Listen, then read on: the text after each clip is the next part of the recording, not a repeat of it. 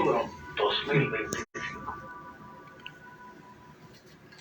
Estamos de regreso del programa Voces y Diálogo con Historia. Continuamos platicando con el maestro Ernesto Montoya, que nos está conversando sobre el tema entre la pluma y el partido, las andanzas de Alejandro Avilés. Doctor Samuel, nos quedaba de esas añoranzas de personajes. Un poco queriendo encontrar, Ernesto dice, entre la pluma, ¿no?, y el partido. A mí, como curiosidad personal, me gustaría saber qué hizo, pionero del panismo, pero qué hizo con la pluma de Alejandro Avilés, que nos puede dejar como legado literario, cultural, a la vida sinaloense. Claro. Bueno, primero agradecer, maestro. Y como comentábamos ahorita, la apuesta de este proyecto, parte de este proyecto, es precisamente eso, ¿no? Es sacar del olvido a estos personajes tan importantes para la historia local, para la historia regional, y por qué no para la historia nacional, ¿no? Porque son personajes que, si bien es cierto, estuvieron al margen. Estudiarlos, historiarlos, nos pueden dar esos filones, ¿no? Y que podemos entender la historia. Y precisamente es eso, es abonar con este personaje, con este proyecto, abonar a la historia política sinaloense, ¿sí? Y bueno, este personaje pues, se movía entre la pluma y la política, entre la pluma y el partido, ¿no? Recordemos que en esos tiempos el intelectual va a estar muy vinculado a la pluma, al periodismo en esos años, ¿no? Así lo menciona Cermeño. El intelectual va a estar vinculado con los medios de comunicación. Entonces él va a escribir sus primeros escritos, sus primeras posturas políticas, las va a hacer en el periódico El Debate, que junto con otros personajes, Manuel Moreno Rivas, Conrado Espinosa, van a fundar el periódico El Debate. Entonces, a través de las páginas del periódico El Debate se va a desplegar, va a ser el medio para donde van a circular las ideas de ese panismo que surgió en a finales de los años 30, principios de los años 40 aquí en Sinaloa. Y medio por el cual le llega a la población, claro, esas ideas, ¿no? Sí, entonces el periódico El Debate va a ser en esos primeros años esa voz de este grupo y también de un sector de esos años de la sociedad mochitense, ¿sí? Donde pues no tenían ellos cabida, no tenían ellos pues una participación fuerte en el tema de las decisiones, en los temas públicos, ¿no? Porque pues justamente los mochis se va a crear esta tensión entre los que simpatizaban con las ideas comunistas y los grupos opositores. O sea, había una pluralidad de ideas, es cierto, ¿no? Pero pues estaban quienes simpatizaban con las ideas comunistas aglutinados en el PNR, aglutinados en la CTM, en las agrupaciones sindicales, ¿no? Y también pues estos grupos que no compartían las mismas ideas, ¿no? Ernesto, si bien mucho de su quehacer periodístico, intelectual, podemos decir, fue en las páginas del Debate, también figuró en otros ámbitos de la prensa nacional. Claro, él después de compartir o tener una participación muy efímera en Sinaloa, en el norte de Sinaloa, a través de las publicaciones del periódico El Debate, él se va a México, tiene estos cargos a nivel regional, a nivel nacional, que va a ser una especie de delegado, pero él también, a finales de los 40, él se va a hacer cargo de un periódico, de una revista, la revista La Nación, que va a ser pues el vocero, la revista oficial del Partido Nacional, ¿sí? Entonces él también va a ser el director, va a ser periodista, o sea, va a escribir, pero después de Carlos Septién, que va a ser el fundador, uno de los fundadores, luego llega Avilés como director general de la revista La Nación. Y ahí va a estar bastantes años, ¿no?, dirigiendo esta revista, pues que también va a ser importante para difundir lo que decíamos ahorita, para difundir las ideas de las posturas políticas del PAN a nivel nacional.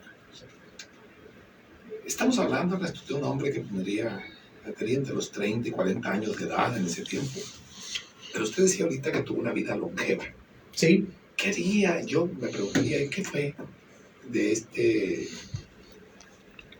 escritor, de este militante político, después de los cambios que van a venirse en la vida o en los avatares que tiene la vida política en estos momentos de los años 60, 70 o posteriores.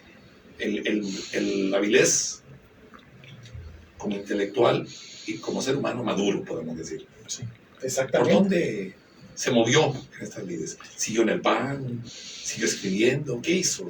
Él va a tener, aparte de militar, de su quehacer político, porque era el trabajo político, el trabajo de partido, él va a también compaginar, va a compartir su trabajo poético, ¿no? Él también se va a reunir, va a tener vínculos con poetas del momento, Marcelo Castellanos, Dolores, entre otros, pues va a escribir, ¿no? Va a arrastrar la pluma sobre poesía. Entonces él también tiene material poético, tiene algunos trabajos sobre poesía, pero después de estas tensiones que se dan, que son propias de la política interna de los partidos políticos, él sale del partido, no deja él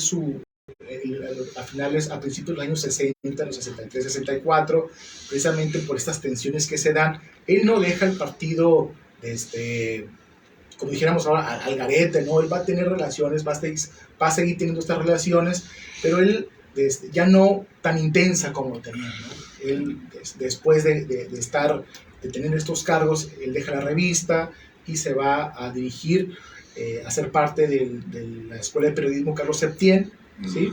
Una escuela de periodismo a nivel nacional con bastante renombre, que precisamente en las memorias que se hablan sobre Avilés, pues es precisamente esta idea que él tenía, pues plural, ¿no? Esta idea de que no, de libre cátedra, ¿no?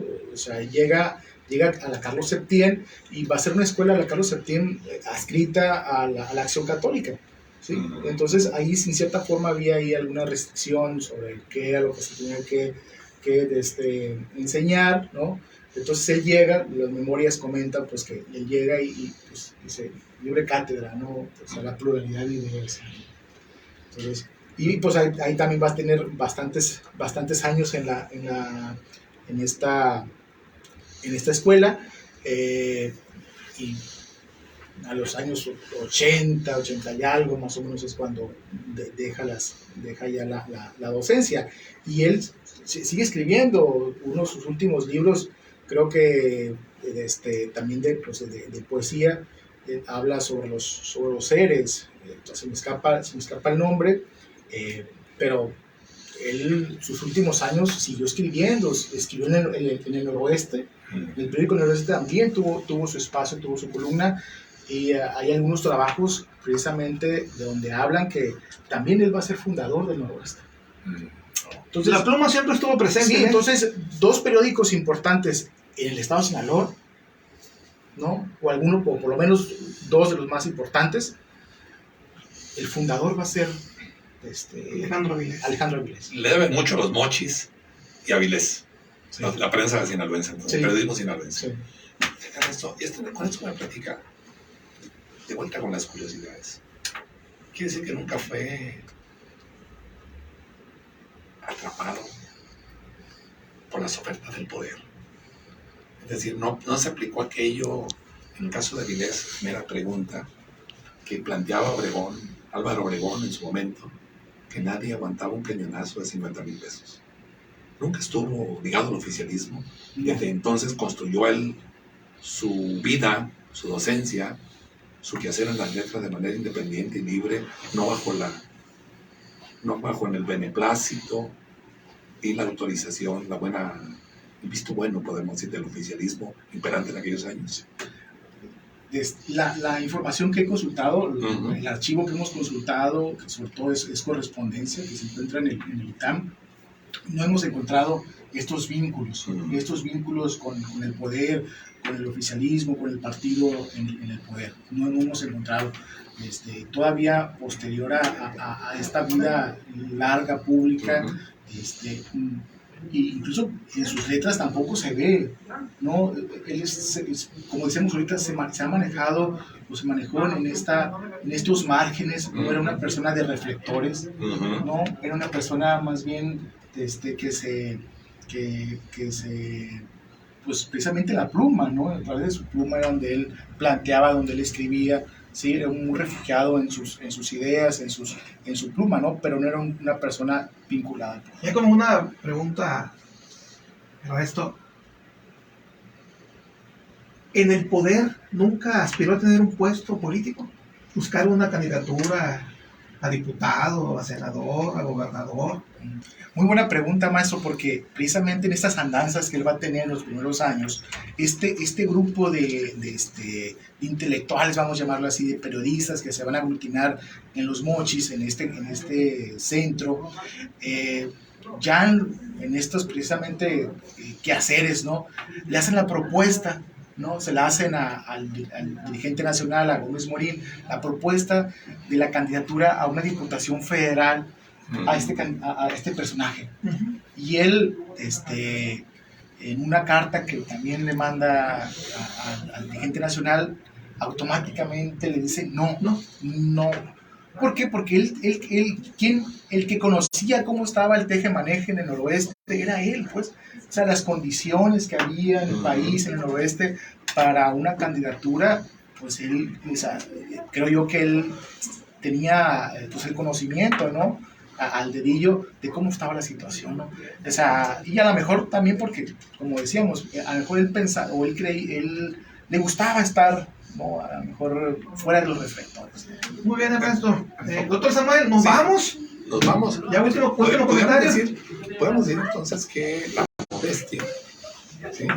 La modestia, la congruencia, la honestidad y la rectitud fueron rasgos débiles. Sí, o sea, resumidamente, sí. Fue un hombre congruente con sus ideales, con su pensamiento. Muy amable, gracias. Ernesto, nos vemos. Muchas gracias por estar aquí con nosotros. Muchas gracias a quienes nos ven y a quienes nos escuchan. Pues agradecerles este espacio, agradecer a la universidad, a la Facultad de Historia por el espacio.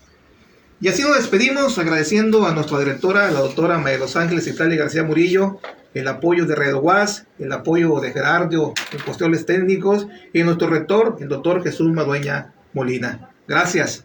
Hasta la próxima.